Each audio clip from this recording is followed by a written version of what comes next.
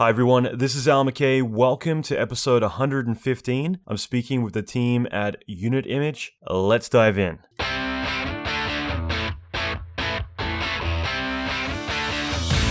Welcome to the Alan McKay Podcast. Alan is an Emmy Award-winning visual effects artist and mentor to many leading industry experts. Listen in as Alan talks with other industry leaders in film, video games, and visual effects about their experience, lessons, and methodology. Alan will teach you pivotal advice to fast-track your career, better your skills, and reach your ultimate dream job. Check out the latest episodes on alanmckay.com. Alright, so welcome to episode 115. I'm really excited about this one as we get to talk with Unit Image, who I'm a massive fan of. I have to say that there's been very few studios out there that constantly, whenever you see something amazing, you're like, who the hell did that? And it's always the same place. And just looking at all their work and their history of just successfully executing every single project, it's been really amazing. And I was really excited to sit down with the entire team, not the entire team, but a lot of key people that we plan to talk with and really kind of dive deep into how Unit Image works, a lot of the history, and really just looking at a lot of the unique ways that they've managed to approach everything. So it was really inspiring. I had a blast. Everyone there is really cool. So we'll dive right into this episode in a moment and speak with Max, Celia, Johan, and Tony. And in the meantime, I'm just going to quickly mention, I've actually had, I think, only a couple hours sleep. This entire month has been like that. Between doing the boot camp for your best year yet, if you haven't signed up for that, I'll leave a link in the show notes. But I've basically put together with my team, and I'm very grateful to have that support, a guide, I think 15 episodes for this month for the podcast, which, by the way, I hope you're enjoying the frequency of these episodes and the way that they're themed. I've been getting a lot of positive feedback, and I'm still replying, and I'll explain why in a moment. On top of that, doing videos, which I'm still producing because, again, I'm doing other stuff too. And yeah, basically just putting together this massive amount of content. It's been really intense. On top of that, I've just launched a bunch of new training. It's 7 new training videos. And it's just a little bit over 10 hours of visual effects training. So not only is there career development training I've put out for the month, but I've also put out visual effects training too. And I think cumulatively, it's got to be something like 50 or 60 hours of stuff. It's insane. So this month has been absolutely crazy. And the whole boot camp was basically a test that I wanted to see about maybe doing 3 podcast episodes per week and theming them as well and putting out supplemental video training, a guide, and a lot of other stuff. I also put out a book this month too. So there's been a lot going on. And I wasn't quite sure whether or not I would actually continue this just because it is so much work. And when I really sat down and thought about what it would require of me and what it would require of everyone else, it's about 8 days a month of just me doing this stuff, let alone all the other bits and pieces. So there was a big part of me thinking like, okay, it's been fun, but this 1 month and that's it. And just the fact that I've gotten such a positive response from everything, though, I am going to keep it up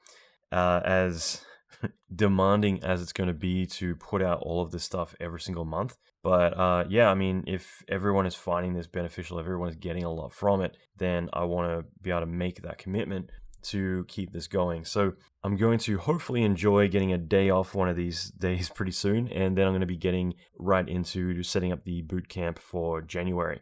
And if you have any ideas about specific areas that you want, I mean, I have a list. I mapped out 1.5 years of content that I could cover, but I'd still love to hear anything that you specifically are struggling with and would like to know more about. On top of that, so the visual effects training, everything else, I'm getting ready for a couple of film shoots coming up. I actually just purchased a LiDAR scanner the other day, which was a massive, massive investment. And part of that was I needed a iPad to go with it. And there's some stuff that I'm doing at the moment, which I bought it specifically for. And yeah, basically I was going to get an iPad, I think like 2 weeks from now. So I managed to bump into at a Killers concert the other day, one of the guys at Apple, and he managed to pull a few strings and hand deliver a new iPad to my house like that night, which I thought was really cool. So been kind of tinkering around and getting ready for that, because typically you hire a LiDAR service as a service, not buying a LiDAR scanner yourself, because it's usually kind of insane and overkill.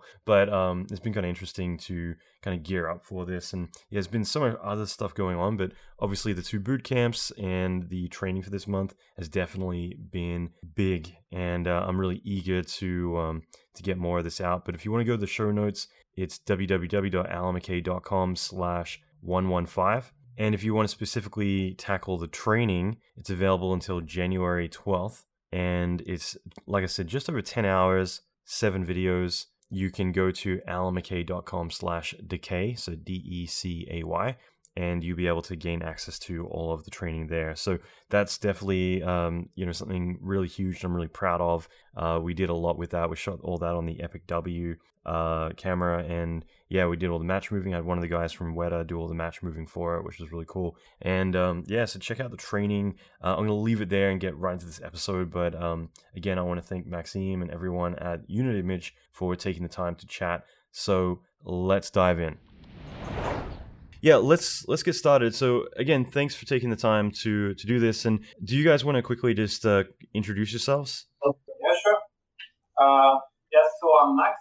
I'm a director and a co-founder at Ubisoft. I'm Tony. I'm the lead technical director at Enix. I'm Celia. I'm the head of productions at Enix. And I'm Joanne. I take care of communication at Unit Image, and I also handle production at a sister studio that does scanning called Scan Action. Great. That's awesome.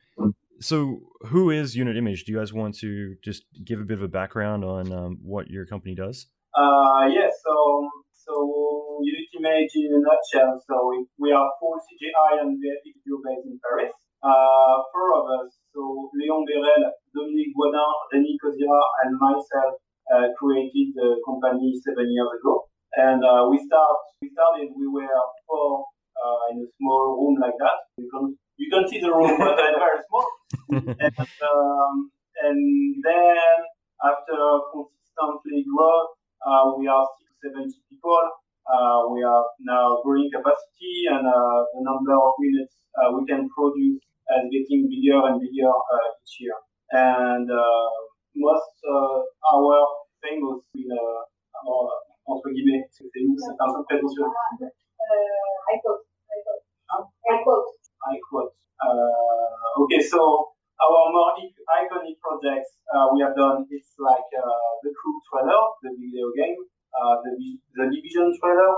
Recently we did Beyond Good and Evil trailer, and last year we did a commercial on VFX, big VFX for commercial that was Scandal Kitchen.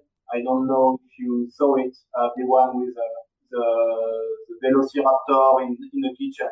Oh, no, I haven't, but I have to see that now, so I'll definitely look for it. It's a tiny Velociraptor. You have to see it. It's pretty cool. But I don't know if there is a lot of effects, so I'm sure you need effects to enjoy it. I can appreciate good CGI, trust me. That's great. That's really cool. But first of all, I wanted to thank you very much for inviting us to this interview.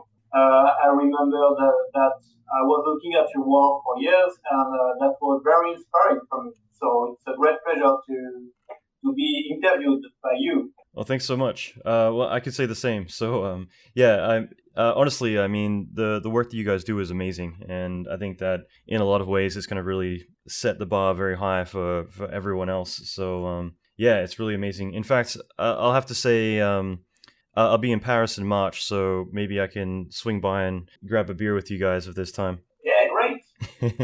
Awesome. And I mean, just in general, I'd love to kind of dive right into a lot of the projects you guys have done, but I'd also love to know a bit about how you guys kind of got started, because I always find it really interesting to see naturally how a lot of studios kind of began and some of the early struggles. So, like, when did you guys first open, and what's the kind of backstory of your studio? Okay, so we created Unit Image 7 years ago. So we started in a very small room, like 20 square meters, and we started with a very little commercial, which called Oasis in France. That's thing about little fruits talking. So that's kind of famous in France, and that was pretty great, pretty amazing to start with this kind of commercial. And we were doing commercial, but we fan of what you guys did at Blur and Digic, and we are still big fan. Mm-hmm. But we wanted to do the same in France, but there wasn't any studio in France for a realistic trailer. So we created it. So the first trailer was ZombiU. Then we did the crew, and then we did the Division trailer, then Beyond Good and Evil trailer. So we started. We were four. We were supervisor in other studios. So we were four founder: Léon Bérelle, Dominique Boidin, Rémi Kozyra, and myself. And now we are like 70 people with growing capacity, and the number of minutes we can produce is getting bigger and bigger each year. So yes. Mm-hmm. That's great. That's really cool. And I guess, like, what was the reception when you put out your first cinematic? Like, ZombiU was amazing. You know, like, I forget where I was in the world at the time, but, you know, all of us were just kind of like, wow, like, who the hell did this? This is amazing. So what was the reception like worldwide for that project? Yeah, that was a very interesting project because we have a lot of constraints because there was not so much time to do a trailer like that. So we tried to write an idea and a concept of the script that could match the schedule actually. And we thought of this freeze-time movie, mm-hmm. And that was kind of unique at the time. And I think that was a great idea because we don't have any animation, we could really focus on the lighting and the environment.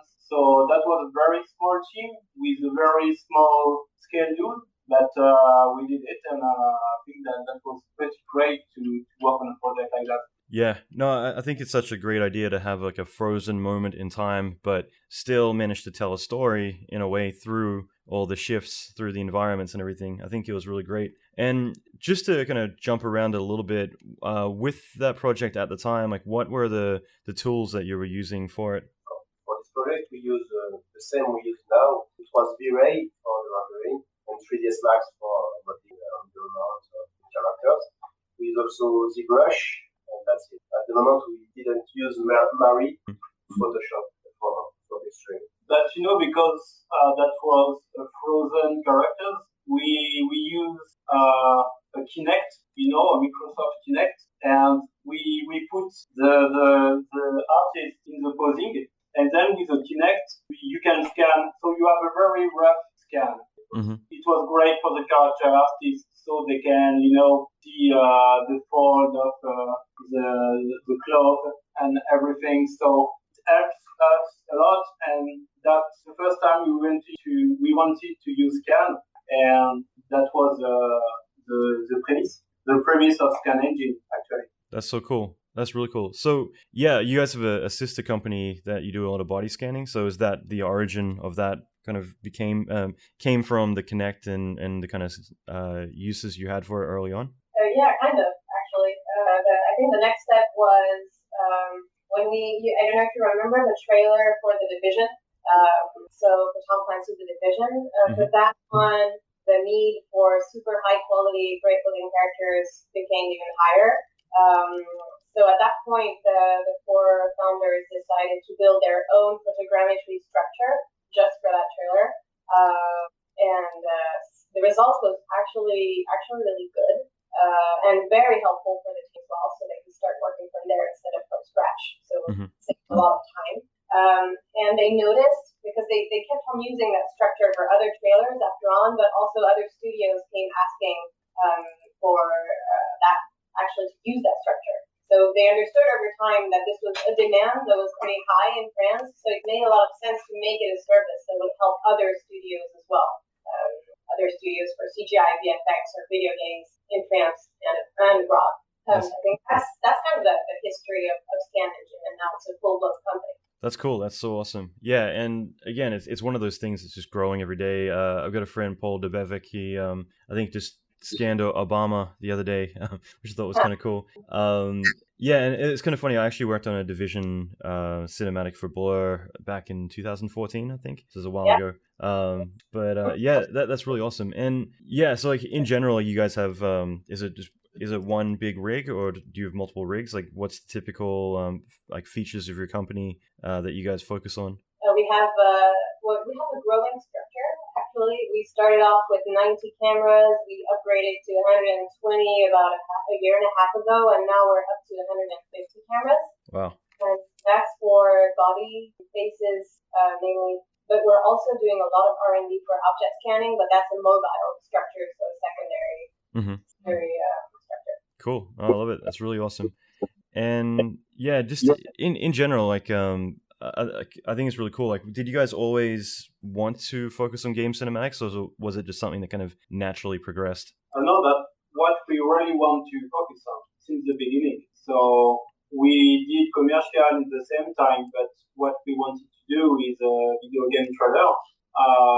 Sometimes commercial are great, but what we wanted is storytelling and things like that. So in a trailer, like it's 2 minutes, 3, 4 minutes long. So you can have a storytelling instead of in a commercial, which is most of the time 30 seconds, and it's kind of tricky to tell a story. But the commercial we did at the beginning, we were very lucky to work on a very incredible commercial. So that was a great start for us. Cool. No, I love it. And I guess one of the things I was going to ask was whether it was hard to break into the international market. But I mean, with ZombiU and the crew and all these early on projects, I'm pretty sure you guys made a pretty big impact on everyone right away.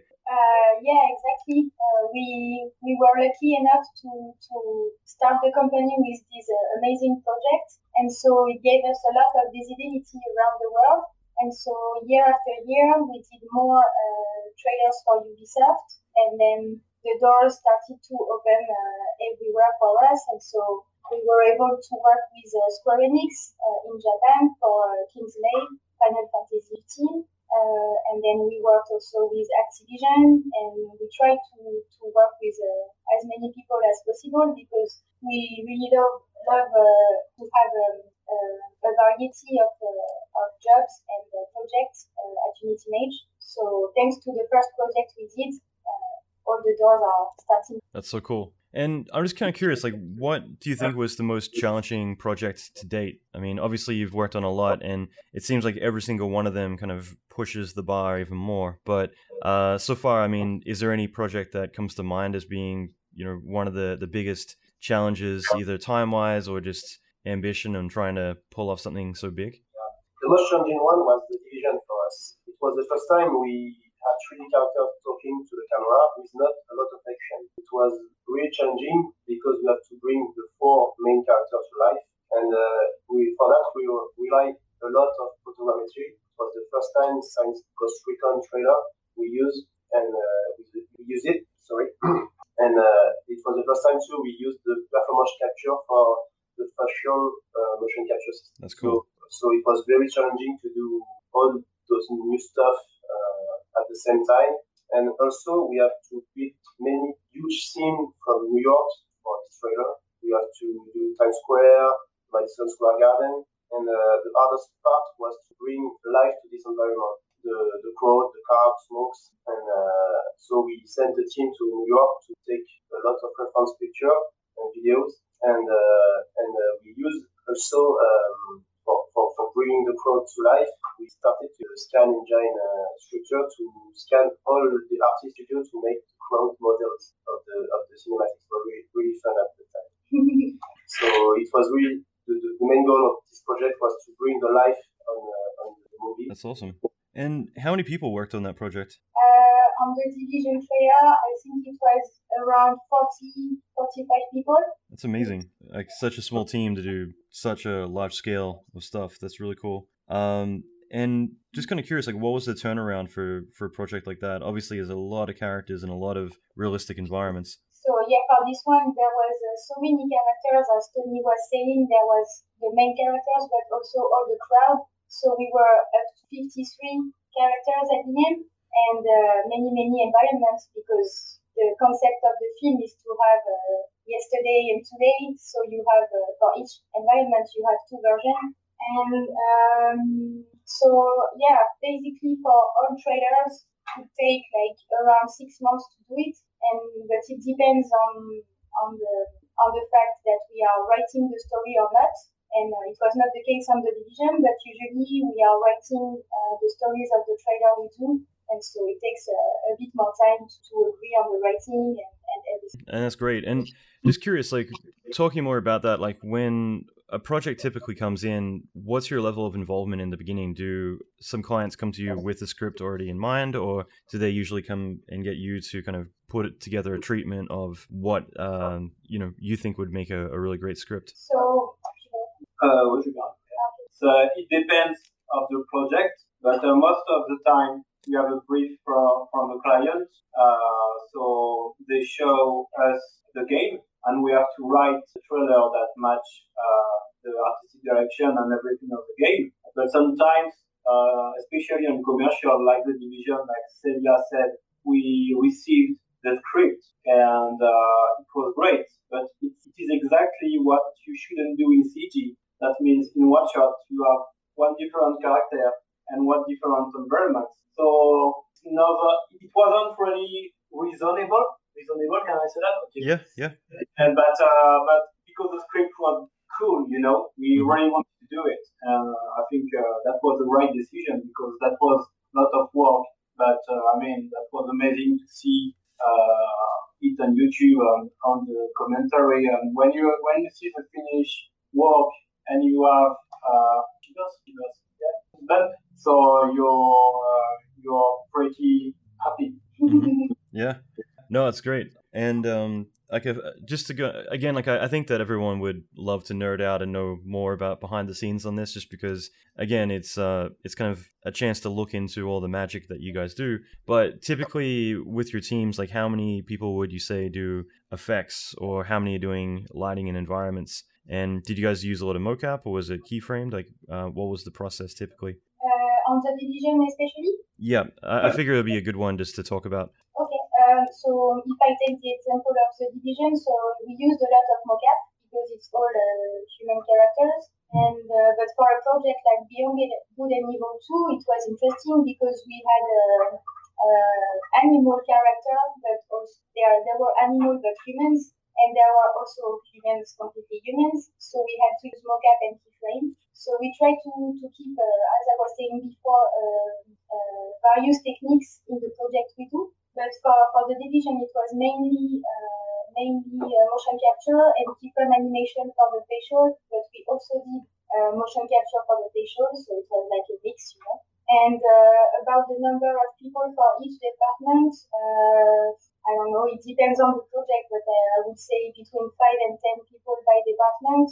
And the biggest department here in Unity Image is the environment rendering, because here for us it's very important to have people who are responsible for the environment, since it's creation for layout, and then they take it until the final image. So people are doing modeling, texturing, shading, and then lighting, and then compositing. They do everything, so that's our biggest. Mm-hmm. That's great. That's really cool. And I love that you guys have a compositing department, because I know some places I've worked at, like Blur being a good example, at least for a very long time, never had one. And it meant that all the artists would composite their own work. And I love that, because you get to take ownership over your shots, but at the same time, I feel like having someone just focusing on the final images and really pushing everything definitely, allows them to kind of really take the work to the next level. For you guys, were you always having compositors throughout the entire process, or was it something along the way you just saw the benefit of?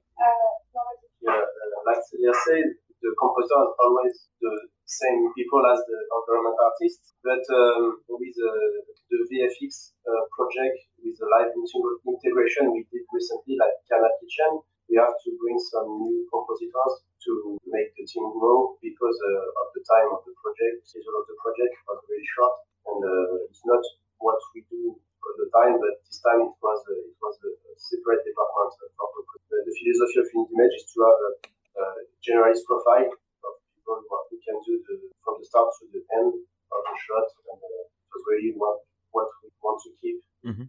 But those profiles are really hard to find. Hard to find. Someone who can do from modeling, compositing of the shot.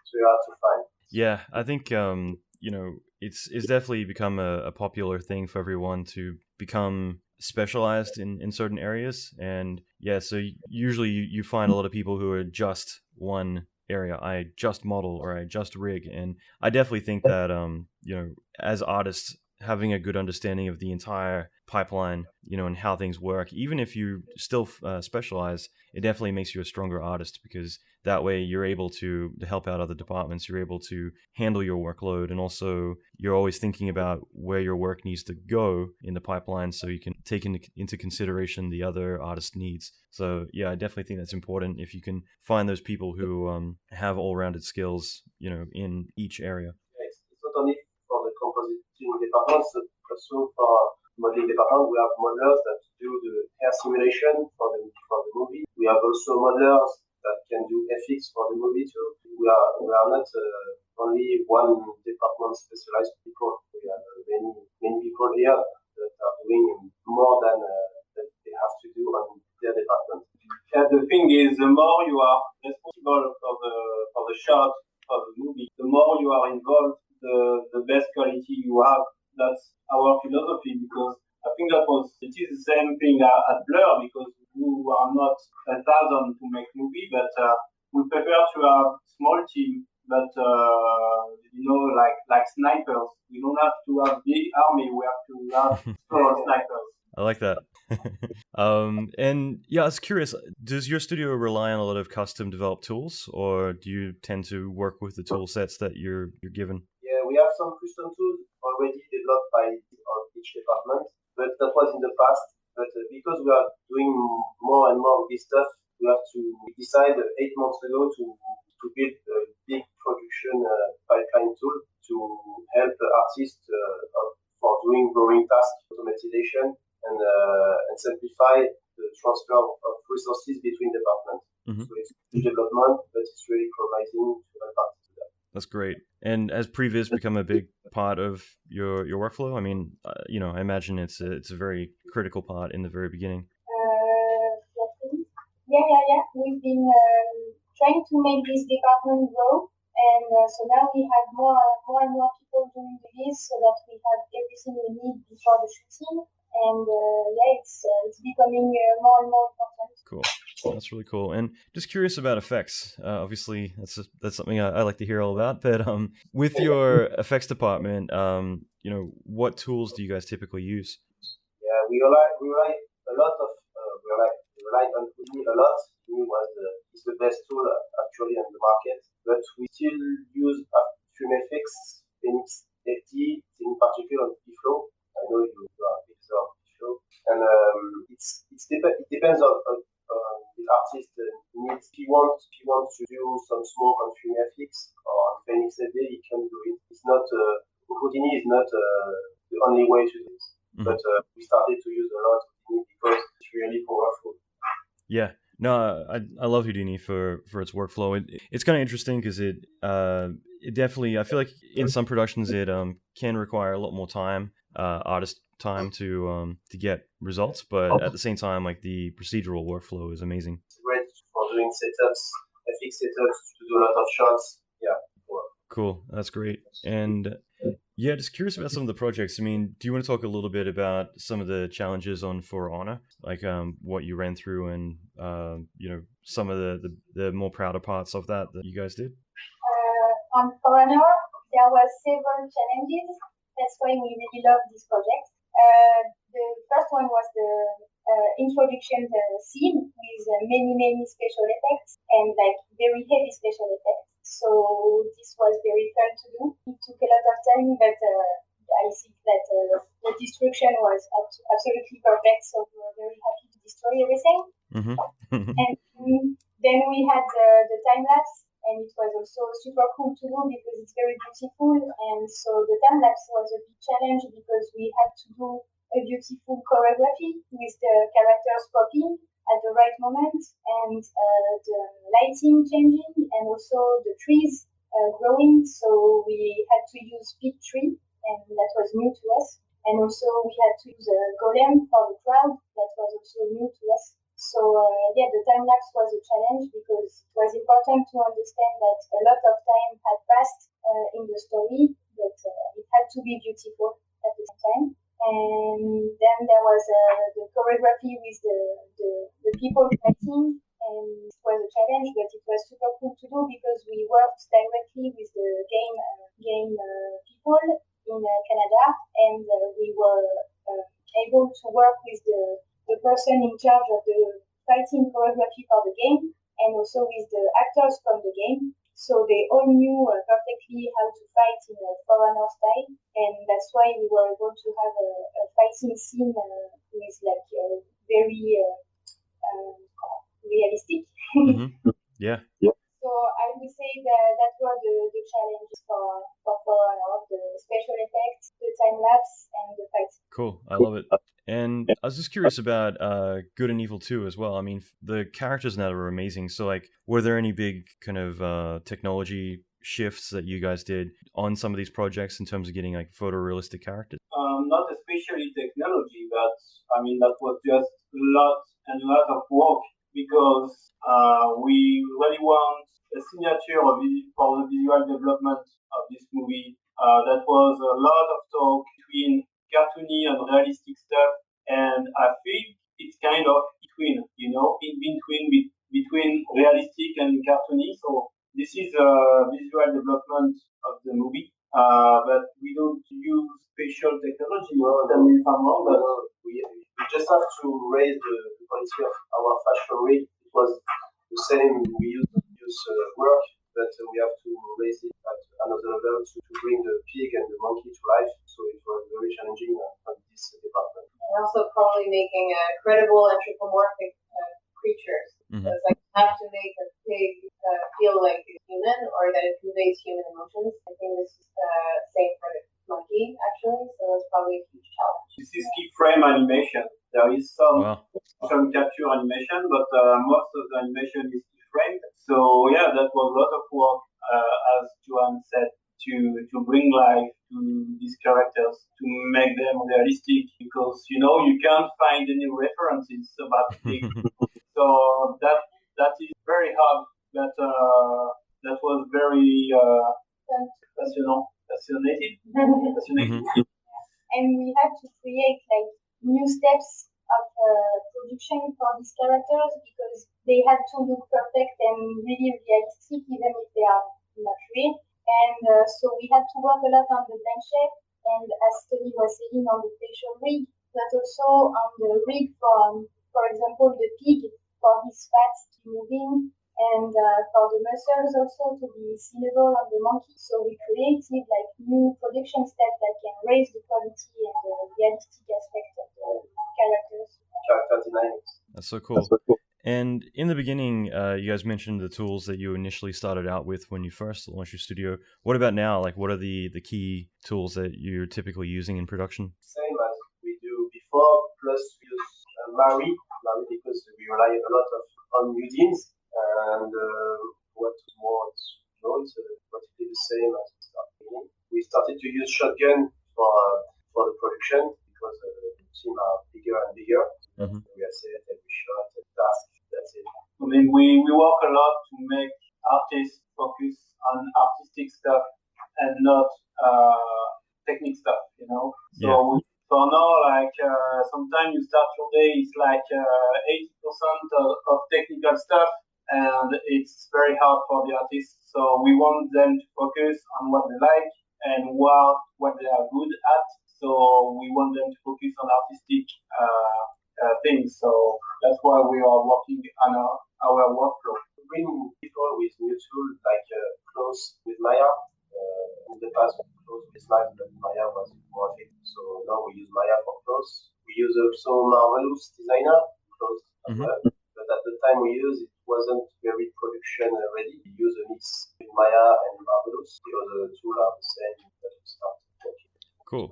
That's so cool. And just a couple more questions I had more specifically to do with artists in the industry. I mean, obviously, I'm sure you get probably 1,000 or 1,000,000 reels per day sent to you. I'm just kind of curious, what do you think are some of the big mistakes people might do when they're initially applying for a job? Like, what are some of the common things that you see that might be red flags when you're looking at people's applications? Like you say, we don't have too much time to see all those reels. So for us, the artists need to have a short demo reel with only the project showed off.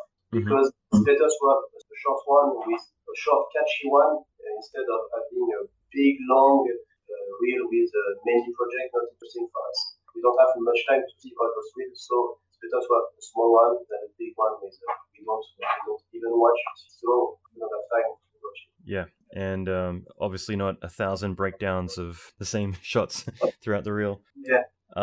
And just in general, do you have any advice for people who are trying to break into the industry or are trying to stand out and get work in this field? Yes, advice. I mean, if you are an animation artist, a lighting artist, a modeling artist, or an environment artist, you need a good reference. If you have a good reference, you already have done half of the work, If you know where you have to go, it's half of the work. So just get a good reference before starting, and it's a good way to work. Yeah, I think that's so critical, and I wish people did it more because, if you're trying to mimic reality, then, things coming from your imagination are never going to be as close as actually looking at something side by side and seeing, all the subtleties and all the things that make it what it is. So, I think it's so critical, especially in this industry, to learn to always look for reference material and borrow from all the bits and pieces as much as you can. So I think that's really great advice. Cool. And just in general, again, I want to thank you guys for taking the time. Is there, where would people go online to find out more about your company? I think the main website is, I can send that to you after our call, by the way, but it's unitimage.fr. Oh, don't worry, I've got it right in front of me. But so unit-image.fr. And what about social media, things like that? Facebook, we have Twitter, we have Vimeo as well. We can find all our videos, and LinkedIn. Great. And then we have the same for Scan Engine as well. So it's scan-engine.fr, and then we have the Facebook and the Vimeo and the Twitter and the That's awesome. Yeah, I'll definitely link to all that in the show notes. Thanks again for everything. This has been really great. Thank you so much for reaching out to us. It was a pleasure talking. Yeah. And come have beers with us in I will.